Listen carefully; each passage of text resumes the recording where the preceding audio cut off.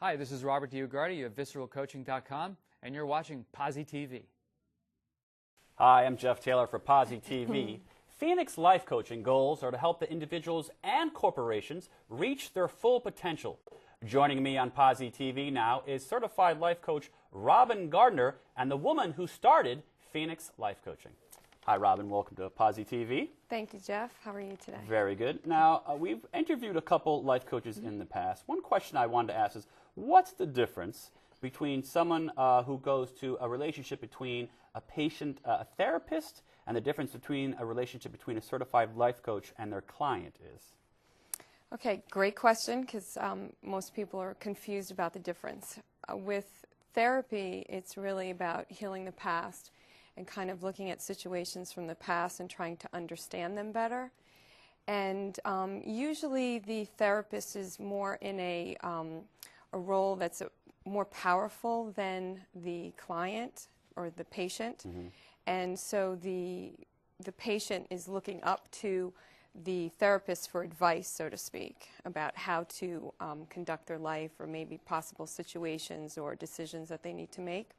Whereas with coaching and my clients, coaching and clients in general, what it's really about is empowering the individual to move forward in their life. It's really about personal development and growth versus healing the past. The past made you who you are today. We don't need to stay there and study it. We just need to understand where you're at today and how you can move forward from this point. Robin, how did you get interested in becoming a life coach? I always did something on the side. I had a background in marketing and design, but I always did something on the side with regards to working with people. So in other words, I was a childbirth instructor, and I did labor support for women. And then I also did empowerment workshops for young girls, all about self-esteem and building their confidence. And loved, supporting them and coaching them. And I said to myself, is there something out there that, I can do with adults, in terms of life? And I thought of the words life and coaching and went on the internet and researched it, and life coaching came up. That was about 7 years ago. So 2002 we're looking at. Yes, and there wasn't too many schools back then. So it was quite rare to find, a place to go to study this.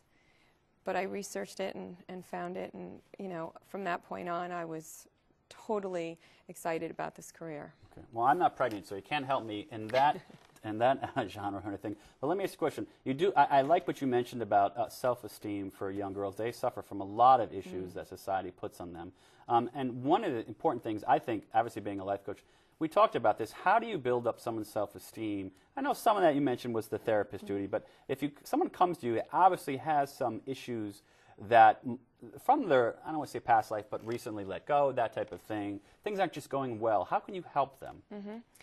First of all, there has to be a willingness on their part that they want to be helped. That's step number one. And you have to look at it also that lots of situations come up, and it's usually the timing and situational in their life. So it's not going to last forever, but there could be something that came up for them that triggered this response.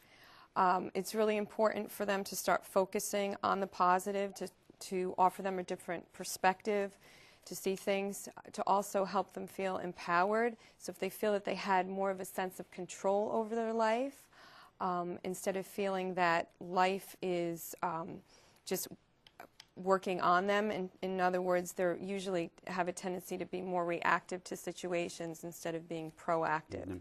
So I usually give them steps to be more proactive, and then also to help them with focusing more on success. And lots of times people have a tendency to be very critical, and we all tend to look at what's wrong instead of what's right and kind of focus on our weaknesses. And so I have them usually focus on their positive and their strengths and, look at that instead. I like the word positive. Exactly. It's a good word. So many human beings have problems with really seeing themselves, the traits, the good things about them, as opposed, it's so easier to see the negative things. Now, I looked at your website. It was a great website, by the way. We're going to talk about that in detail. There's one thing that really stood out to me when I was looking at it. It's called The Joy of Money. That was just like, boom, it's like a neon sign. What do you mean by that? Okay. I know. It's like, doesn't that feel good when you say the joy of money? I that was one of the topics that I had studied for years. I felt that people are very conflicted around money, the topic of money. It's one of those taboos, you know, it's like, what would you know, have more of a problem talking about, you know, sex or money, you know, and for most people, it's usually money is a harder issue to talk about.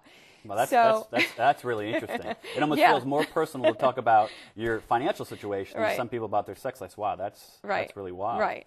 So I realized, you know, for most people, there's just such a conflict over money. They want money, but at the same time, you know, they're not comfortable with it. They're kind of pushing it away. At the same time, they're wanting it. They think it's good. They think it's bad.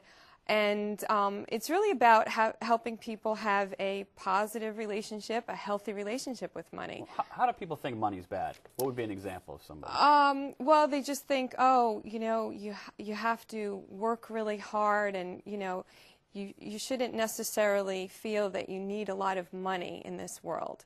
You know, you should be down to earth, and as though money is, you know, a bad thing. Okay. You know, it represents, you know, power-hungry people that don't, you know, care for society. And I say, well, you can care for society and have money. And, you know, and you can be a good person and have money. You can go hand in hand, you know. Right. There's no set rule that if you're Exactly. making a lot of money, I'm a bad person because I make a good living. Exactly. And certainly in this country, and certainly in the cities of the United States, it's just gotten more and more expensive to live. I mean, you know, what was an effective salary a couple of years ago now, it's really, you're barely getting by on that. Absolutely. And that's a lot of what I talk to with people is about their earning potential. Are they earning what they feel that they're worth? You know, and self-worth is so tied into their net worth. So that's a whole piece. And then there's people that are earning hefty salaries, but they're living paycheck to paycheck because they're just totally spending their money, overspending. And so it comes down to having healthy money patterns. And we grow up and, you know, we learn money patterns from our families, and then we'll pass them down to our children. So we want to make sure that they're healthy money patterns. That's great. It's almost like a business plan for them.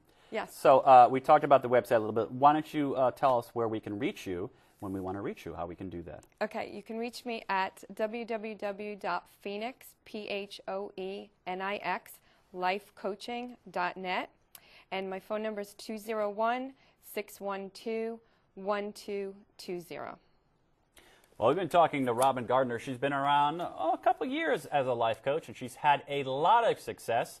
Maybe some of the issues she's been talking about might affect you. If they do, give her a call or check out the website she just mentioned. For PosiTV, I'm Jeff Taylor.